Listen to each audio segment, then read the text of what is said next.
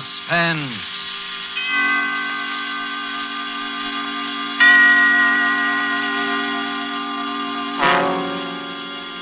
This is the Man in Black, here again to introduce Columbia's program, Suspense.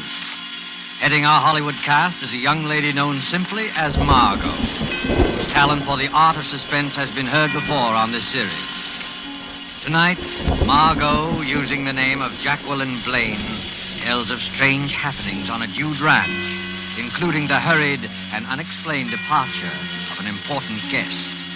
Appearing with Margo is Mr. Kent Smith, the newcomer to our microphone, as Gil Blaine, a young man forced by unrelenting circumstances into many odd and mysterious actions. Margo will soon be seen in Behind the Rising Sun, and Ken Smith is currently appearing in This Land Is Mine, both RKO radio productions. The story by Cornell Woolrich called Last Night is tonight's tale of suspense. If you have been with us on these Tuesday nights, you will know that suspense is compounded of mystery and suspicion and dangerous adventure. In this series are tales calculated to intrigue you, stir your nerves, to offer you a precarious situation, and then withhold the solution until the last possible moment. And so it is with The Last Night and the performances of Margo and Kent Smith.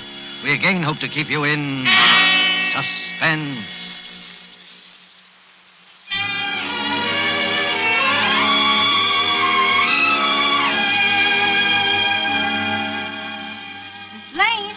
Miss Blaine, it's late. Ain't you figuring on getting up at all? Huh? Oh, yes. Oh. I'll be down in a minute, Leona. Go away now. I lay there looking up at the ceiling. Strange, I hadn't slept well last night. All night I had tossed and turned. Worry. That's what it was. Worry. The weekend was over, and Gil and I hadn't raised the $2,500. We were right back where we started from, stuck here in the Hudson Valley with our dude ranch that wasn't paying expenses, and the debts piling up like new snow. That was Gil in the shower. I lay still and listened to the hiss of the water. Poor Gil. It had been a tough weekend for him. Trying to be nice to Mr. Burroughs, neglecting the other guests to play up to him, flattering him, agreeing with everything he said. What was the use? I knew he'd never lend us the money. I knew it from the first. I never even wanted to invite him and his secretary up, but Gil had pinned his hopes on it. He'd worked so hard. Worked. Funny word to apply to it. Maybe if Gil had done some real work now and then, instead... Morning, Jackie. Morning. Well, how did you make out? How did you make out with Mr. Burroughs? Gil, I'm talking to you. Is he still here? Who? Mr. Burroughs. Oh, no, he left. Well, I'm glad I didn't have to say goodbye to him. I got pretty tired of being nice to him, didn't you? Yeah. Took the 8 o'clock train? 8 o'clock. He took the milk train. The milk train? How do you know? Well, I drove him to the station. That's how I know. Well, what were you doing up at that hour? Well, I hadn't come to bed yet, that's all. But what got into him? The milk train, why, that hits here about 4:30 in the morning, doesn't it? Well? Well, I can't get it into my head why they should bolt off like that. He went alone. His secretary's still here. You mean he left without Marsh? Yeah, Marsh was up in his room sleeping at the time. I guess Burroughs didn't want to wait for him. He went off and left his secretary behind? Well, now, that's the strangest thing I ever heard of. Why did he bring him in the first place? You had a row with him, Gil. He turned you down and you let it get the best of you. I did not. That's why he suddenly decided to leave like that. I did not, I tell you. Why should I say I didn't if I did? Oh, I don't know. Everything is so mixed up. Gil, dear, want to toss me my dressing gown? It's on the chair there. Here you are, honey. Oh. Jackie? Yes? Jackie, I got it out of him. What? I got the $2,500. Gil. He finally gave in when I was driving him to the station. Well, you got all of it? The works.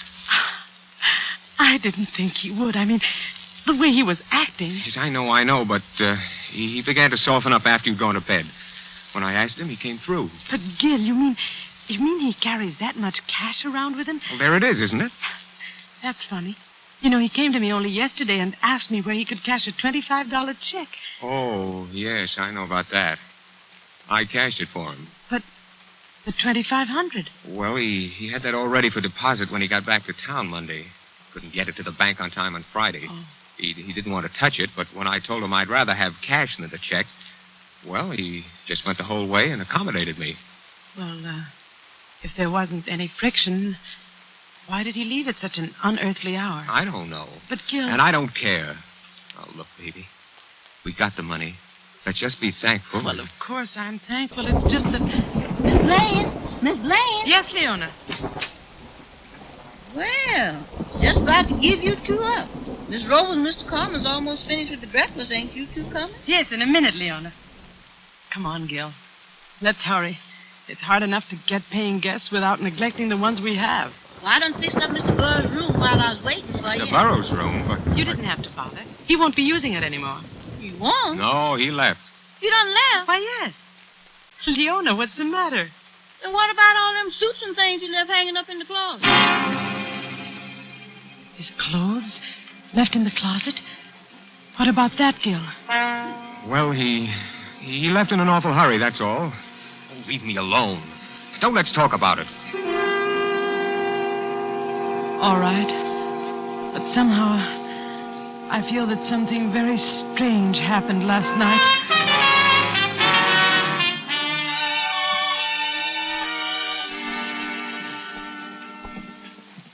That's what happened, Mr. Nichols. I told him I wouldn't take any more stuff from him.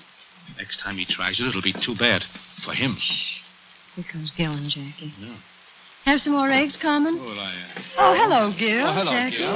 What do you do so chummy about? Why, we were just talking about Mr. Burroughs. Mr. Burroughs? Why, yes. Mr. Carmen had an appointment to play golf with him today. Golf? Yeah, yes, fine player, fine player. Oh, by the way, where is he? I haven't seen him all morning. He's not here. Not here?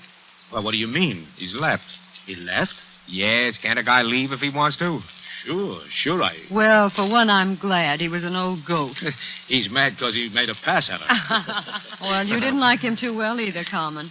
You see, Carmen had a run-in with him back in the days of bootleg gin. Oh. Well, let's not talk about it. Gil's right. Mr. Burroughs is gone. Let's forget it. What's this? Oh, Mr. Mars. What did you say about Mr. Burroughs leaving? Do we have to go through this again? Gil, please. Mr. Burroughs left on an early train. Oh, you're joking. No, I'm not. But I don't understand. Well, you're his secretary. You ought to know what he's going to do. That's right, Gil. I should know. That's why it's so strange.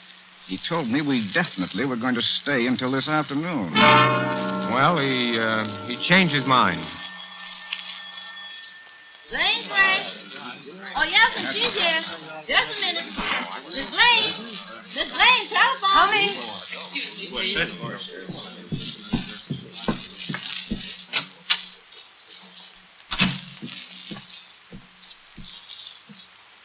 Hello. Mrs. Blaine, Yes? this is Mrs. Burroughs. Oh, how do you do? We were awfully sorry you couldn't come out with Mr. Burroughs for the weekend. I'm sure you'd I have think it enjoyed was most inconsiderate of Homer not to let me know he was staying over an additional day. And you can tell him so for me. I think the least he could have done was phone me or send a wire. Mrs. I Burroughs. don't doubt he finds it attractive up there. Mrs. Burroughs, wait a minute. He isn't here anymore. He did leave early this morning. Early this morning. What do you mean? Well, he took an early train. He should have been in at, now let me see. At 8:30 this morning. 8:30? Well, then where is he? Why hasn't he come? Well, maybe he went directly to his office. Oh, no, I called his office. They haven't heard from him. You see, that's why I'm calling you. Oh, I don't understand all this. It does seem that Marsh would at least get in touch with Marsh? me. Well, Marsh is still here, Mrs. Burroughs. Marsh is still there? Yes. He went off without Marsh? Oh, now I know there's something wrong. Why, he's never done that before. Please, Mrs. Burroughs, I'm sure there's nothing wrong. He's just, well, I'd better let you talk to Marsh. Well, yes, please get him.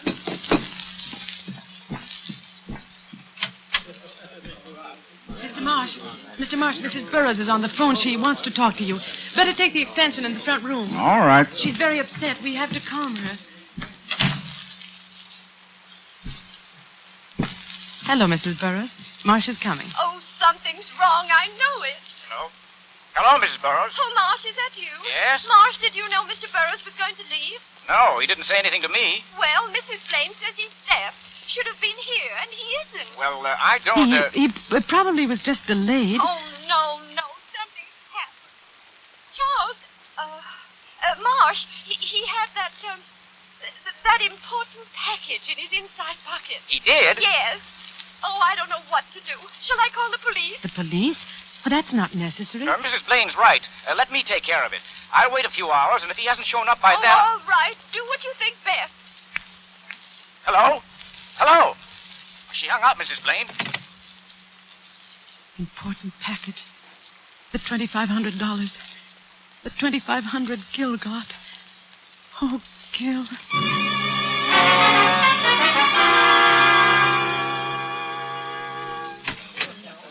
That was Mrs. Burroughs. She was awfully upset. Well, Burroughs didn't show up.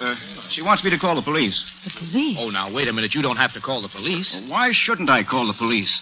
After all, Mr. Burroughs is missing. Oh, he may show up yet. Certainly, he may show up yet. Carmen's right. You don't have to call the police now. And why don't you want the police? Well, why... There's something strange here, all right. Why didn't Mr. Burroughs say a word to me about leaving? Well, you were asleep. I guess he didn't want to waken you. Oh, I've never known him to be considerate in my life. I suppose he knew what he was doing. I'm not so sure. What do you mean? Well, if he knew what he was doing, why did he leave his return ticket on the dresser? A strange silence fell over the entire group. Marsh was suspicious. Soon he would call the police. And I had a strong feeling that Gil knew more about this than he let on.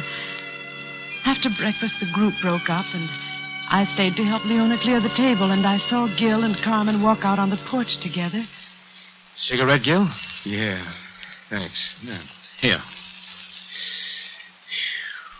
Fine morning. Listen, you didn't ask me out here to speak about the weather. No, I didn't. I want the money you owe me. Yeah, that's what I thought. It was due long ago. With the interest, it adds up to $2,500. I can't pay you now. Why not? You said you'd pay it today. Well, it's not that I haven't got it. It's what? Well, everything's so mixed up now. You know. You mean Burroughs' disappearance? Look, give me another 24 hours. I'd like to, Gil, but... Gil! Shh, here comes Jackie. All right, 24 hours and no more. I'm sorry if I'm interrupting something important. Oh, no. We're just talking about the weather. It is lovely, isn't it? Yeah. Well, I better get up to the golf course. Oh, say, Gil, could you lend me the car to drive up? It's pretty far, and I'll do plenty of walking when I get there. Well, as a matter of fact, Carmen, I'm going to use it myself. Oh. Well, in that case, I'd better start walking. So long. Goodbye. He was after the money, wasn't he? Yeah, but I didn't give it to him. Why not?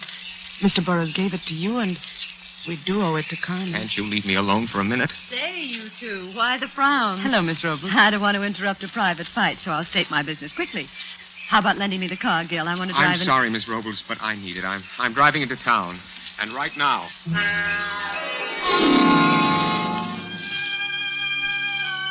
Gil drove off. The rest of the day went by in a haze. Gil didn't come back. He stayed away all day without even phoning me. He had never done that before. It almost seemed as though he avoided me intentionally. Toward evening, as I was putting the finishing touches on dinner, Leona came up to me. There's a man here to see you, Miss Blaine. Where is he? In the front room. Well, who is it? Somebody I ain't never seen before. All right, I'll talk to him. You look after things here, Leona. Yes, I will. Good evening. My name's Ward. I'm Mrs. Blaine. You wanted to see me? I wanted to have a few words with Mr. Blaine. Oh, I see. What was it about? You know what it's about. It's about Burroughs. His office sent me down. Mr. Burroughs? What about him? He was a guest here, wasn't he? Yes. When did he leave? Last night, my husband drove him to the station. Really? How interesting. What do you mean? We happen to know that he never got on that train. Oh. I thought maybe your husband could tell me a few things I'd like to know. I'll see if he's here. Just a moment. I'd also like to see some of the other guests. Well, I'm sorry, but nobody's here just now. Miss Robles is out walking, and Mr. Carmen hasn't... Carmen? The short, fat Italian? Why, yes. How did you know? Mr. Burroughs always ran into him before. Now I'd like to see your husband. Please sit down. I'll see if I can find him. Thank you.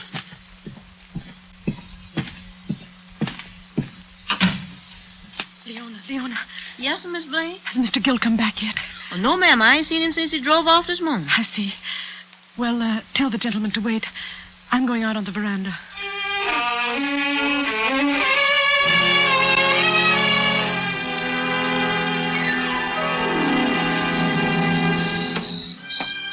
I went out on the veranda. Up and down the length of the porch and back again I walked, my eyes glued to the dark highway that ran past the house, hoping against hope that Gill would show up before the detective came looking for me. Gill had the $2,500 on him, Burroughs' cash, that important package Mrs. Burroughs spoke of to Marsh. I had to see Gill first, and suddenly I saw a car speeding down the road. Gill's car. I could tell by the one dim headlight. It tore through the dark at top speed. Then swerved through our gate and into the garage. I was about to run down the steps when another pair of headlights split the gloom of the highway. As the car came on, I recognized the taxi from town. A figure climbed out quickly. Gill! Jackie, did you see the car? Our car? Yes, Gill. It went toward the garage. Who was driving it? Well, I couldn't see. What is it, Gill? Are you in... No time to talk. No time to talk. Where are you going? The garage. I'm coming with you. The doors are closed.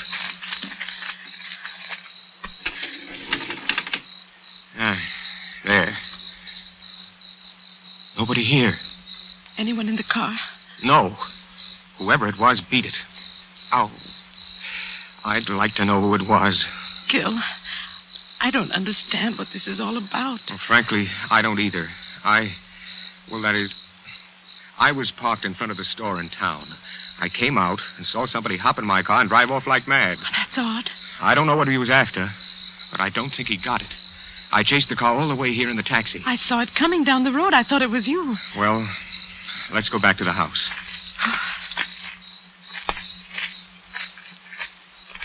Gill. Yes? Gill, there's somebody here to see you, a man named Ward. Ward? Who's he? What does he want? He wants to talk to you about Burroughs. He's a detective. Oh. And, you'd better let me have the wallet with the money, just to be on the safe side. Now, look, I don't want you mixed up in anything. Well, I'll be all right. Please, give it to me. Well, okay.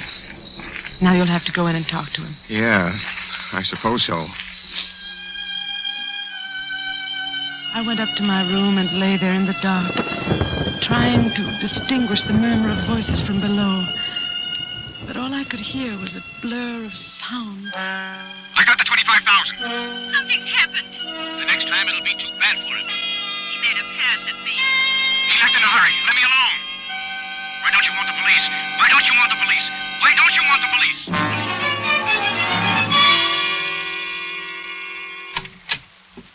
Jackie, you awake? Yes. Here, sit down, Gil. You look tired. Yeah, I am. Very. What did Ward say? Not much, but I know he's suspicious. He's going to stay tonight. Oh, Well, let's get to bed. I'm tired.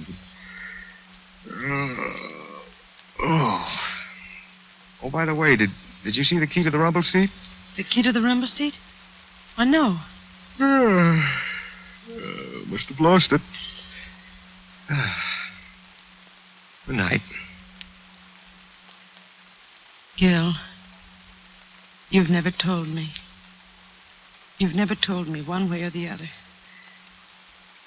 Gil, you've got to tell me. All right. All right, Jackie. I will. Burroughs never gave me the 2,500. He refused me. We quarreled, and I was mad. I suppose he was afraid of me, afraid of what I might do to him. Anyway, that's why he left so suddenly. Made me drive him to the station. Did you see him get on the train? No, I left him at the station. Left my car there and walked down the street. I was sore. I had to think. I heard the train come and go. And when I went back, Burroughs was gone. I got in the car and drove home. And the 2,500. Well, I lied when he said he had that cash. Then where did you get it? Remember the $25 check I cashed for him? Yes? I added 2 zeros after the 25. Oh, Gil. I wrote in the word 100. There was a space for it made to order. Then I cashed it. Gil. Oh, I know I'm low, Jackie, but I didn't kill him. I didn't. Then what became of him? Where is he? I don't know. I wish I did. What's that? Somebody's out there. Whoever it is trying to open the garage door. I can't see who it is. It's not a woman. Not Miss Robles. I can see that much. It could be Carmen.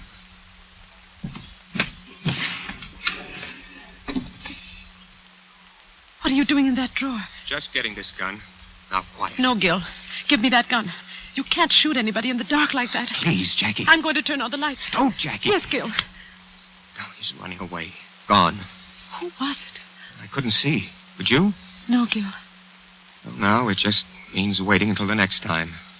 Oh, Jackie, what am I going to do? I don't know, dear, but we'll get out of it somehow. How? I'm all mixed up. There's one clear thing. Somebody is awfully interested in that car.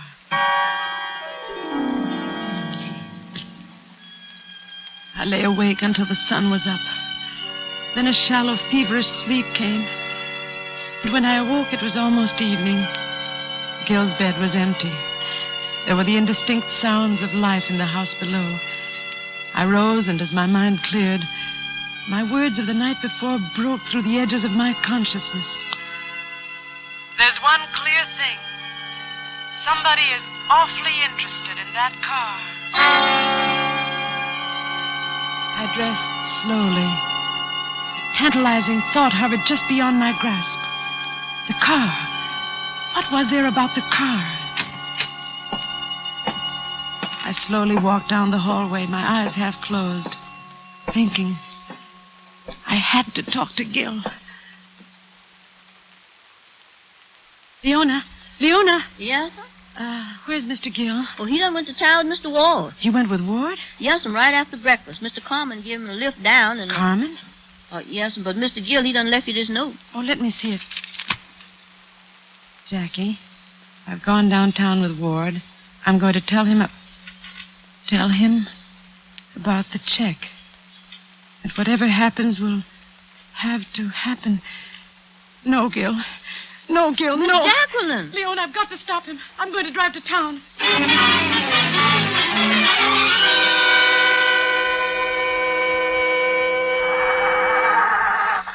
I've got to get there before Gil. Mrs. Blaine. Mrs. Blaine, where are you going? I'm going to town, Mr. Marsh. Well, may I come along? Well, I suppose so. Hurry up and get in.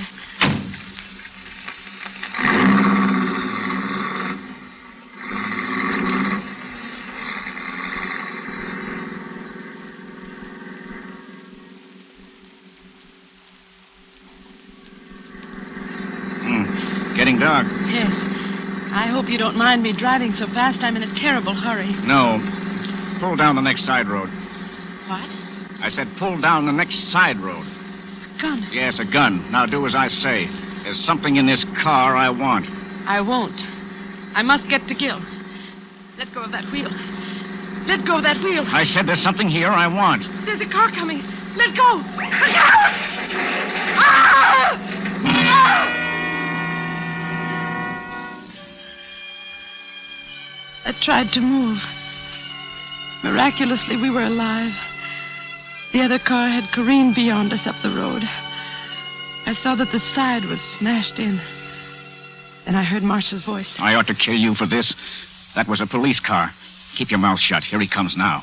Now remember, there's a gun pointing at your back. Hey, you maniacs. What's the idea? You trying to kill somebody? Oh, sorry, officer. We had a little trouble with the steering wheel. Well, you won't have any more trouble with it. This is the end of your license. Oh, see here, officer. I'm in a terrible hurry. If you let me drive to the station... Wait a minute, buddy. Let's have your names. What's yours? Come on. Marsh. Charles Marsh. Charles Marsh. What's yours, lady? Mrs. Gilbert Blaine. Yeah. And yours? Well, come on. What's yours? What's your name? Who are you talking to? That guy in the rumble seat. The rumble seat? Mr. Burroughs. Oh, it's Burroughs, is it? Well, why don't you say so? Hey, what are you, a wise guy sitting there like a mummy? Come on, answer me, will you? Wait a minute. This guy's dead. You did this. The rumble seat flew open when we crashed. Officer, he's got a gun. He murdered that man. I'm warning you, keep back or I'll... That takes care of him. We're all right now, sister. Yes. I'm all right now.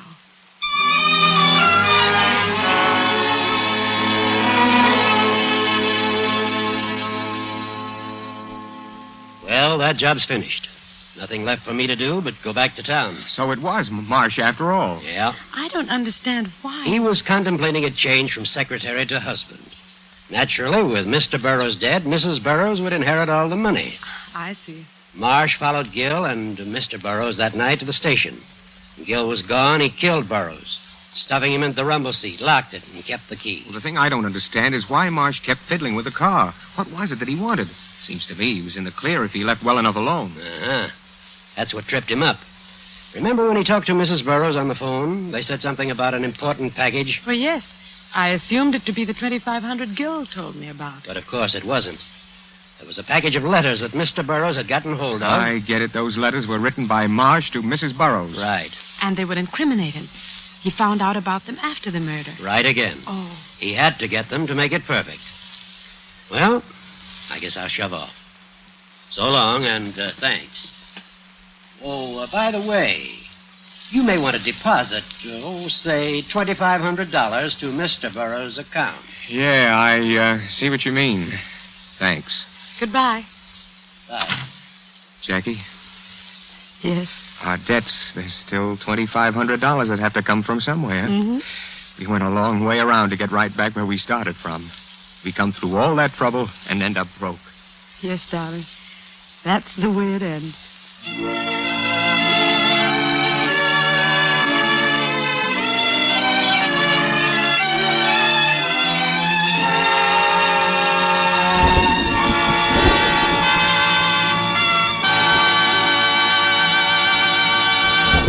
And so closes the story called Last Night, starring Margo and Kent Smith. Tonight's tale of Suspense. This is your narrator, the Man in Black, who conveys to you Columbia's invitation to spend this half hour in suspense with us again next Tuesday, when John Sutton and George Zucco will star in the suspense play by John Dixon Carr called The Man Without a Body. Producer of these broadcasts is William Spear, who with Ted Bliss, the director, Lud Gluskin, and Lucian Mahowick, conductor and composer, and Cornell Woolrich, the author, collaborated on tonight's Suspense. This is CBS, the Columbia Broadcasting System.